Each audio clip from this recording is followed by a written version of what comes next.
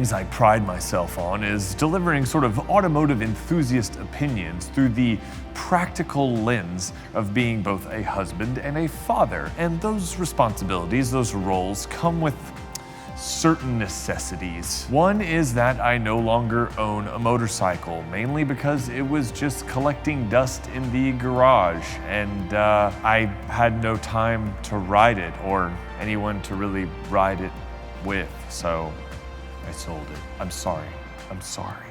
Another practical necessity is that my poor, neglected C5 Corvette is often passed over in favor of more practical transportation, like crossovers. And I'll be in the market for a crossover soon, or probably something like it, because in a couple years, I'll have a new driver. And today's brand new crossovers are going to be tomorrow's sort of used car deals, because I'm not buying a new car for a 16-year-old. Are you out of your mind? So let's take a look at one of the stalwarts of the class, one of the prototypes, one of the crossovers by which all other crossovers are judged, the Honda CR-V.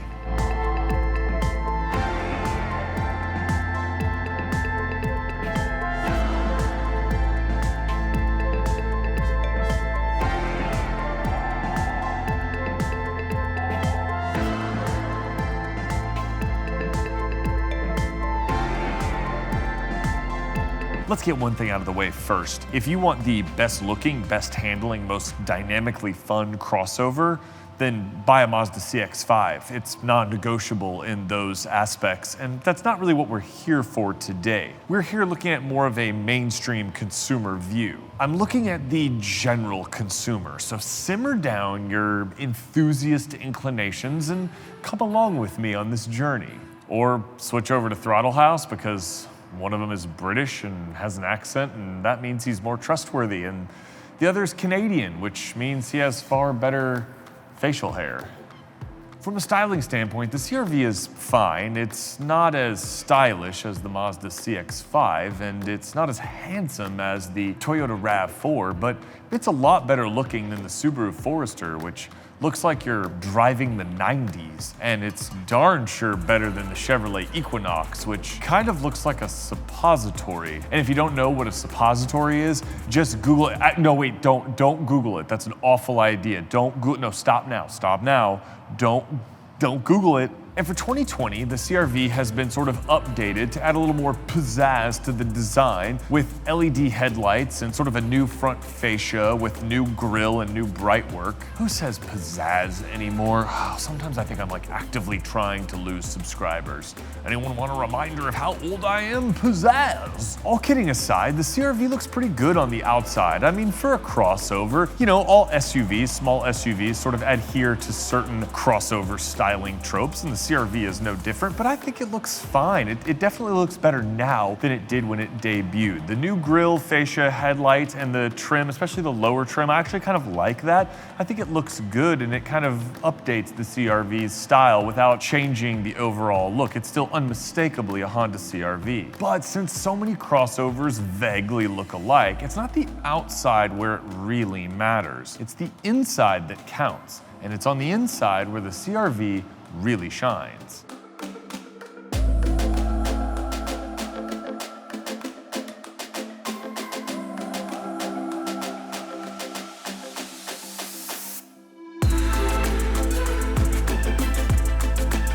There are a few automakers that do interiors as well as Honda does interiors, and there's several practical reasons for that. First, as of late, the interiors are generally attractive, well-appointed, nicely styled, very functional, and highly spacious. No one does plastic like Honda, and I mean that in a good way. Honda does a really good job at making plastic feel premium, matching grains and glosses and textures, and generally making an interior made out of plastic feel upscale. That's not a knock, that's a compliment. Also, the center screen gauge cluster is nice and crisp and clean and attractive. And at a time when a lot of people are still doing analog gauges with screens in the middle, Honda going sort of full screen in the middle is another sort of upscale touch. It's not that the screen is like super amazing or anything, it just looks nice and feels a bit more premium. The seats are superb, they have perfect bolstering, they have all-day comfort, and Honda has seriously been upping the seat game lately. Also, Honda's ability to extract cargo space and passenger space from a sort of given wrapper is second to none. The amount of space in the CR-V is legitimately insane. The CR-V is almost unbelievably spacious inside, and the second row is actually big enough for me to sit behind me, which in a car like this is very impressive. Strangely, the passenger space doesn't come at the expense of cargo space. The CR-V has an extremely large cargo area, in fact, nearly the top of the class, if not the top of the class. The CR-V can swallow 39 cubic feet of stuff behind the second row. And if you fold the second row flat, the CR-V can swallow 76 cubic feet of things that you thought you needed a Suburban for, me included. There's a sort of airiness to the CR-V where it feels a lot more spacious inside than something like the Mazda CX-5, when in reality, the CR-V is just as big on the exterior, if not smaller, than most of its chief rivals. And while the CR-V might not be quite as opulent as the CX-5 in its top trim, it costs $3,000 less than the CX-5's top trim and $4,000 less than the RAV4's top trim. And yeah, it might lack some of the bells and whistles, namely cooled seats and a surround view camera, but what it lacks in a few details, the CR-V makes up for by including standard one of the best safety technology packages in the business, Honda Sensing. Seriously, Honda Sensing is a stupid good value. It comes standard on the base model CR-V for just over $25,000. And it includes things like radar cruise control, lane keep assist, emergency braking. It's an insane value in a car in this price range.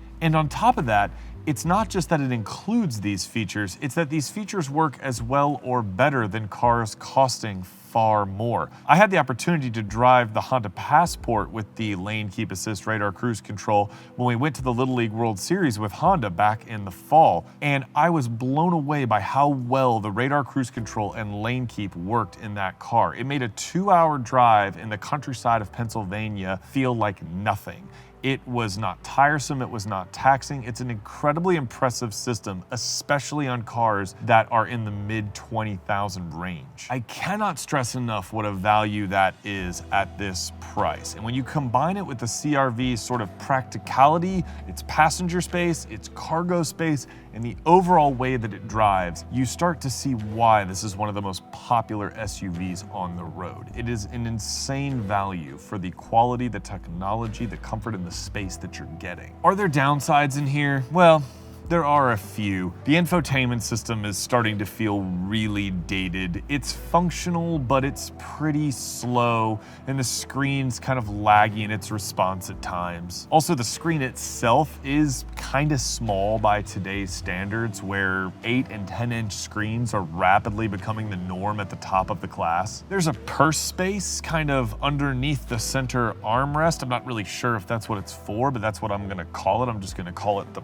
purse space underneath the center armrest. And an enclosed space would be a little bit better, you know, for those of us that don't carry purses.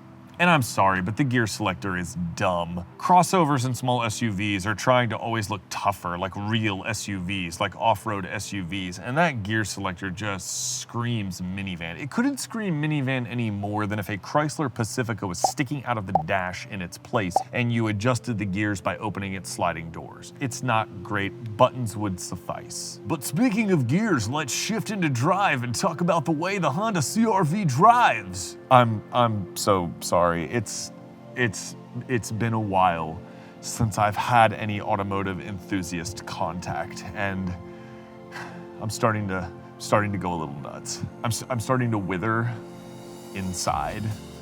I'm starting to collapse. I'm starting to implode like a slowly deflating pool float that I'll probably never get to use. So here we are driving the CR-V, and we're not going the normal way because it is insanely windy today. And so my normal filming spot is not really going to be acceptable. So I'm going to go back to the parking deck I was vlogging at the other day and hope that there is enough light and that the structure of the parking deck helps to break up some of this wind, because otherwise this is going to be a very interior sort of review.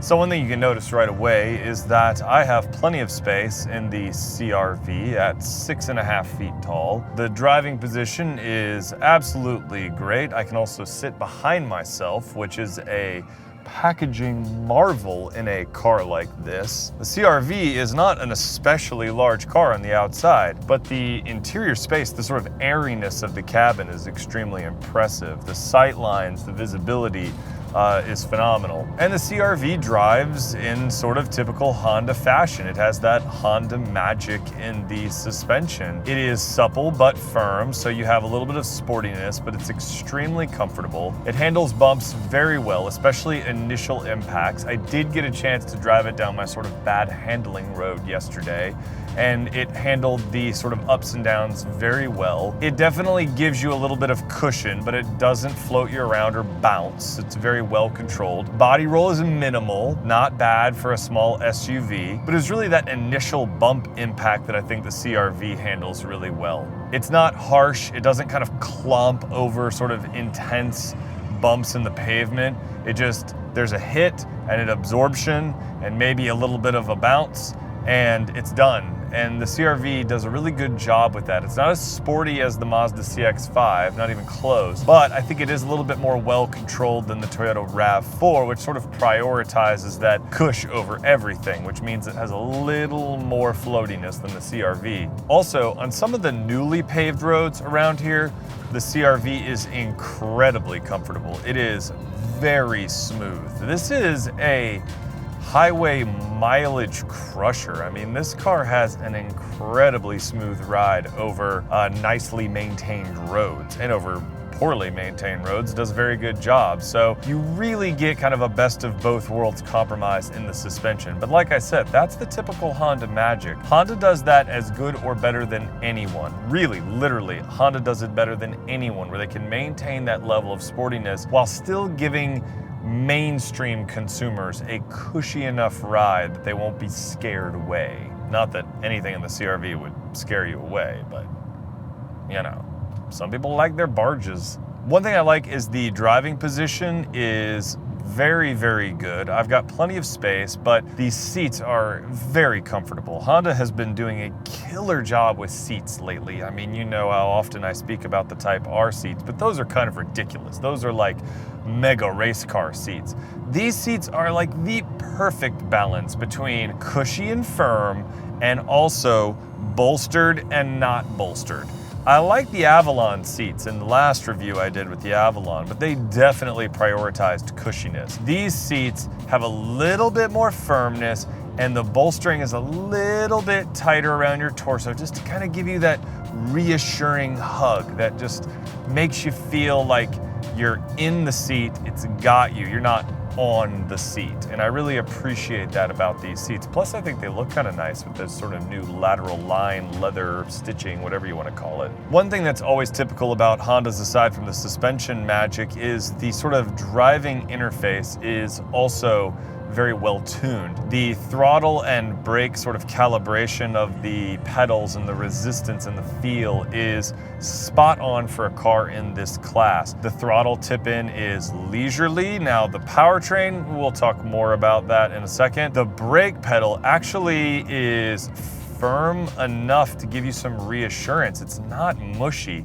and it really has a nice feel as you come to a stop. This car drives incredibly smoothly. That's like the number one thing about it, is it's a very smooth, very effortless car to drive. And I know you're like, well, yeah, but Jax, this is a small SUV, and small SUVs are supposed to be like that. Most of them are kind of like loosely suspended, blah, kind of boring transportation. Yeah, but they don't all drive as well. Effortless driving doesn't necessarily equate to sportiness. Effortless driving means that the driving is not a chore. The car helps you be a better driver. The car enhances the experience. The steering has a nice weight to it. My only complaint about the steering is that I feel like it's a little bit slow. It takes a little bit more of a turn to kind of get a reaction from the car. Now that's not gonna bother your mainstream consumer. It doesn't really have much reaction off center. You have to give it a solid turn in order to kind of get pointed where you're going, which is fine, but it's definitely not as quick as in something like the Mazda CX-5. The weight is appropriate though. It has a little bit of weight to it. It's not like driving a city bus where you're kind of wheeling it around with one hand, but you're not gonna mistake this for a sports car. I also think the wheel itself feels nice. It has a good sort of thickness to the rim. It's sporty, it feels good. It's not trying to trick you into thinking that this is a Type R or something.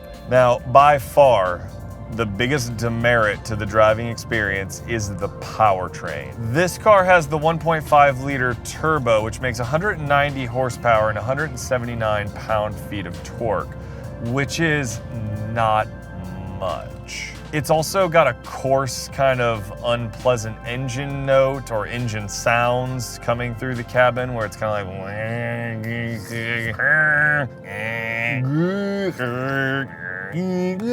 it's like a dial-up modem kind of car. And that's kind of uncharacteristic for Honda, which is sort of known for their interesting, compelling, revvy, RPM, smooth four-cylinder engines. And this one just feels kind of The CVT is actually fine. I don't mind the CVT. It's the associated sound and the lack of power that goes with it that bothers me. It's not so slow your average consumer will notice, but it is definitely noticeable. Now that does return 27 miles per gallon kind of in city driving and 32 miles per gallon on the highway.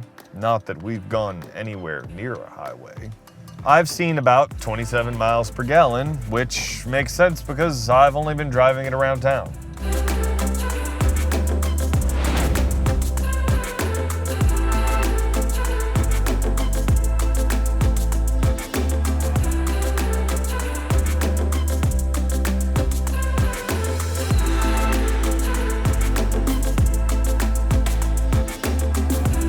There's a reason that the CR-V is among the best-selling small SUVs year after year after year. Its quality and its capability are impossible to ignore, and its value when compared to its competitors is, quite frankly, astonishing. Where the CR-V shines, mainly in sort of ride, handling, and interior space, it is the best in the class. Where it's weak, primarily in the powertrain, it's weak when compared to the very best in the class. And that's an important distinction, well, mainly just the Mazda CX-5. But you see, Honda's perceived weakness is still competitive in the class. It's mainly just a weakness for Honda, if that makes sense. Honda's typically known for making sort of high-revving, smooth, compelling, interesting powertrains. So a weakness for Honda is still as good or better than most of the other SUVs in this category. In other regards, the CR-V is equal to or slightly better than the rest of its competitors in this market segment. The interior quality, for example, is better than most. The infotainment and features are good enough for this class, and Honda Sensing is one of the best safety suites in this market segment.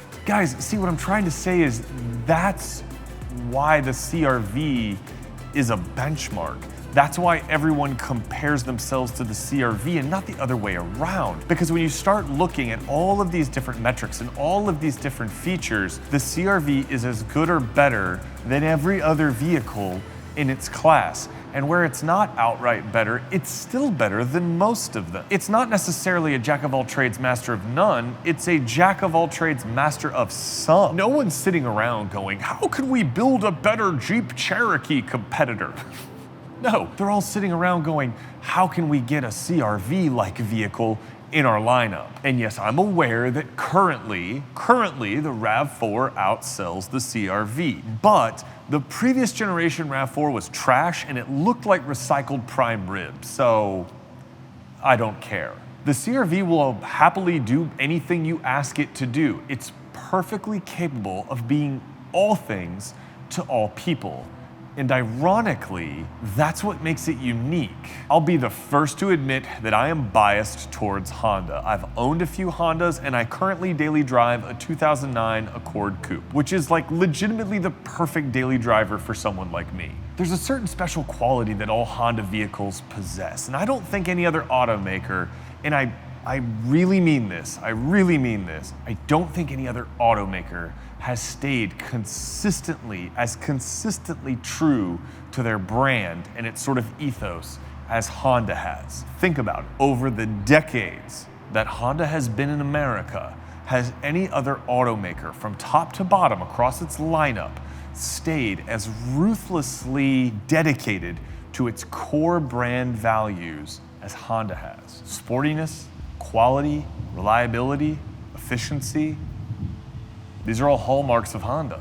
I'm not saying they all look good, they don't. I'm not saying all of them are the best in their respective classes, they aren't. But Hondas do a good job of making you feel special, of making you feel like you're in on some automotive secret that no one else knows about, but you know about. That feeling, that specialness, that Honda-ness, combined with the CR-V's inherent value and capability is what keeps it at the top of the class. If you're looking for the best small SUV all around, holistically, for your everyday general consumer, then you're looking for a Honda CR-V. Guys, I hope you enjoyed this video. I hope you appreciate some of the links that I went to get it filmed. Today was one of those weird days where like everything's kind of going wrong, even though it's not really wrong. I mean, the weather's fine, but the wind is insane right now. You can see the way I'm dressed. It's sort of unseasonably cold here in Atlanta. That combined with random people showing up and having like a little mini car meet at the top of this parking deck and hanging out. I don't know what was going on. It's been noisy. It's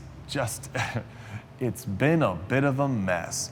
But you know what? I come out here and I do this and I think, hey, at the end of the day, I'm standing here talking about a car that I got to drive for a week, to evaluate it on my terms, to share with you, to bring you this video. What is there to complain about, really? You know what I'm saying? Like, I think because of everything that's going on right now, I think it's just making me, and I hope you, take things less for granted, kind of be more considerate about your time and what matters. Yeah, there's clattering trucks going by and there's trains in the distance, and normally that kind of stuff would drive me insane. And I purposely try to go to places to have clean audio and the best camera shots and all that kind of good stuff. Anyway, thanks as always for tuning in. I hope you're staying safe. I hope you're staying sanitized. And as always, ride safe, drive safe. Don't forget to follow me on Instagram, where I post sort of like fancier pictures of all the odds and ends of these cars that I review. I'll catch you in the next video. Stay safe out there, everyone. Peace. The Honda CR-V. Oh, great. Good timing, wind. God, Mother Nature, you suck. At least I'm not in the park. So many awful sounding cars around here. There's literally like a car meet going on right next to me in the parking deck. The CR-V is almost unbelievably spacious inside, and the second row is spacious enough.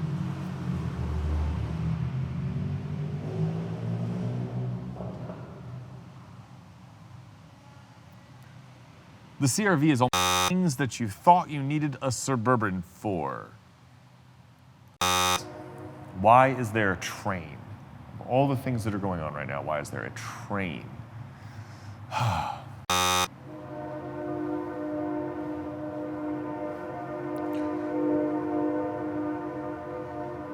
Well, mainly the Mazda CX-5. Good God, train conductor, just run people over. Stop blowing your horn. And here comes an a-hole.